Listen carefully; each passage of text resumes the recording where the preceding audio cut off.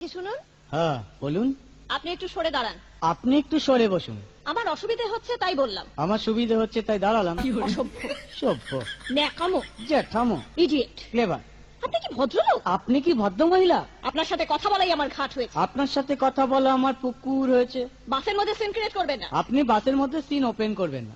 দেখতে তো একেবারে ভিলে। আপনাকে দেখতে কি দামড়ি হেলেন? ভদ্রতা শিখবেন বাড়িতে। আপনি ভদ্রতা শিখবেন গাড়িতে।